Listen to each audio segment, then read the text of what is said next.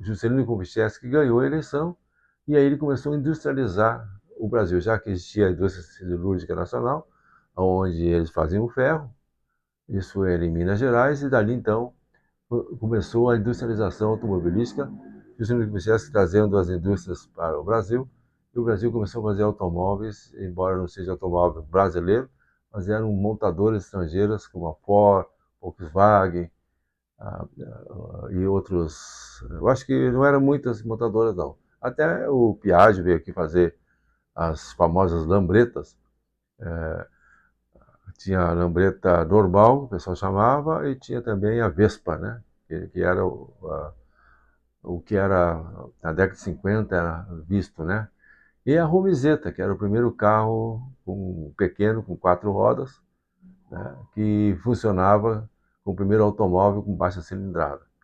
E aí o Brasil começou a desenvolver, crescer, mas o comunismo, o socialismo, que se instalou através dos sindicatos que o Getúlio Vargas trouxe lá da Itália, eles trabalhavam dentro das empresas, promovendo greves, discussões, tudo mais, querendo fazer com que o Brasil virasse um país comunista, assim como aconteceu em Cuba em 59. Nós já estávamos aí, né, já no fim do mandato do Juscelino Kubitschek, aí quando entrou um senhor chamado Jânio Quadros, e o Jânio Quadros ele usava a vassourinha, varrer a corrupção do governo. Essa era a ideia da, dele, né?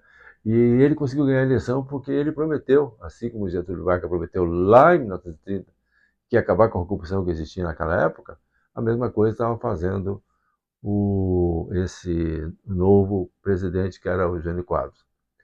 Aí, nesse meio tempo, começou a ter muita bagunça no Brasil. O Jânio Quadros renunciou, não ficou até o fim do mandato, e aí o vice dele era bem mais comunista, mais socialista, quis fazer reforma de base aqui, foi fazer amizade com a China, né? E assim houve um grande movimento das mulheres católicas, que elas se reuniam para pedir para que os militares tomassem alguma providência para que o Brasil não virasse um comunismo como aconteceu em Cuba há poucos anos antes disso. Aí a coisa estava tão pressionada que o presidente, na época, fugiu, saiu do Brasil, o Jean Goulart, é o nome dele, e também o Brizola, que era governador do Rio Grande do Sul, também fez um movimento pela legalidade, que é um outro assunto que a gente pode falar no futuro, e ele, com isso, ficou o cargo de presidente da República ficou vago, e o Congresso, então, foi lá e determinou que estava vago esse cargo. Então, fizeram uma mini-reforma constitucional e fizeram, então, as eleições indiretas. Quer dizer, quem escolheria quem seria o nosso presidente seria o Congresso Nacional, com as duas câmaras, a Câmara dos Deputados e o Senado. E aí eles escolheram um general chamado Castelo Branco. Ele prometeu ficar ali até arrumar a casa, por uns 2, 3 anos, e depois entregaria de novo as eleições normais para os civis. Essa era a ideia dele. Mas acontece que os comunistas e socialistas estavam começando a fazer terrorismo, a fazer sequestro de pessoas, de bancos, para poder pegar dinheiro para financiar a sua causa, e também houve muita guerrilha, até no Rio Araguaia tinha lá um pessoal lá que queria, que estava arregimentando pessoas para poder fazer um levante contra o poder, né? Que eram os militares. Aí os militares, então, fizeram os atos constitucionais e tem o número 5, que é o famoso ato constitucional número 5, que ele começou, então, a exilar pessoas, prender pessoas que estavam fazendo esses terrorismo todo dentro do Brasil.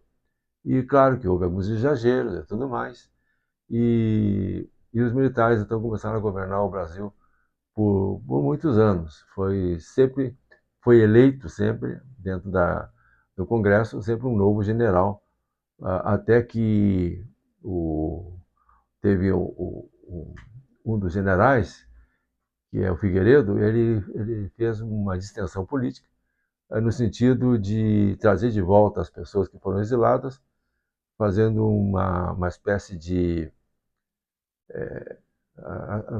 digamos assim, tem uma palavra agora na minha boca, né? Mas é uma anistia, isso, anistia. Anistia para que, irrestrita, todo mundo, seja que praticou banditismo ou não, que foi preso só porque era de outro partido, e só porque era comunista, socialismo. Então ele trouxe todo esse pessoal de volta e também permitiu que nas escolas, todo esse pessoal que voltaram pudesse fazer a cabeça dos alunos com respeito ao que eles quisessem.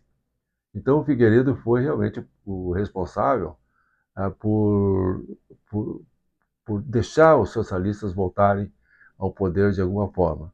Aí depois houve uma campanha de eleições diretas, porque o povo achava que saindo do Congresso escolher quem é o presidente, e sendo o povo fazendo essa escolha, achava que ia escolher melhor, né? No entanto, o que aconteceu foi escolhendo socialistas para governarem municípios, estados, e esse pessoal começou a ganhar corpo, força, e também muitos deputados deles, todos aqueles deputados que foram exilados no passado, tudo viraram deputados de novo. E até quem não era deputado ganhou uma certa expressão e começou a governar. Até que algumas medidas desastradas começaram a acontecer através de um governo, de um civil que entrou, que foi o último civil a ser eleito, né? Que foi no caso aqui, o Sarney, né? O Sarney que era vice do Tancredo Neves, que foi eleito, mas o Tancredo Neves morreu logo após, dias depois que foi eleito. Aí o Sarney, ele como vice, foi o primeiro civil realmente a governar o Brasil. E aí ele notou, na verdade ele não notou, eu notei, que o Brasil já estava socializado, ele já tinha feito muitas medidas para o lado do socialismo, tal socialismo democrático, né? E aí então ele tentou fazer um congelamento que deu tudo errado. Foi um congelamento que todo mundo aplaudiu, todo mundo virou fiscal do Sarney para os preços não subirem, porque a inflação era muito alta. Os militares não conseguiam ter ministros capazes para poder fazer um gerenciamento econômico no Brasil a contento. O mais famoso na época era o senhor Delfim Neto, parece que está vivo até hoje. E então, depois que aconteceu isso aí, aí veio outras eleições, e então aí veio um socialista governar, que é o FHC, né?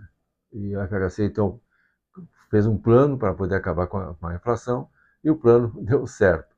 E também ele começou a privatizar as telecomunicações para poder modernizar a coisa no Brasil.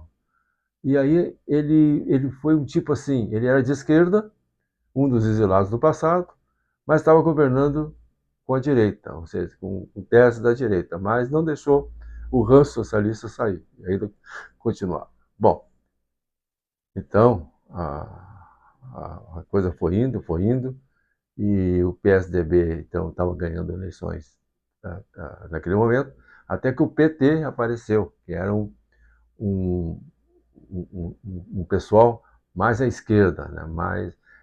mais radical, digamos assim. E como eles já tinham feito a cabeça dos sindicalistas, dos professores, dos alunos, então eles ganharam um corpo muito grande, eles tinham domínio nas faculdades, e aí ganharam a eleição, e o Lula ficou 2 mandatos, a Dilma ficou 1 mandato e meio, ela foi impeachmentada, mas foi um desastre o governo deles, a gente já sabe, a economia e tudo mais, a bandidagem cresceu muito no Brasil. Foi criado o Bolsa Família nesse tempo, que no fim era uma espécie de compra de votos, que havia vários lugares onde eles conseguiam dar Bolsa Família até para as pessoas que não precisavam, mas desde que votassem em quem estava no poder. E aí, quando entrou o Bolsonaro é uma pessoa que nunca se envolveu em corrupção, mas aquele pessoal que estava acostumado a mamar nas tetas do governo, como se diz, eles não gostaram do Bolsonaro.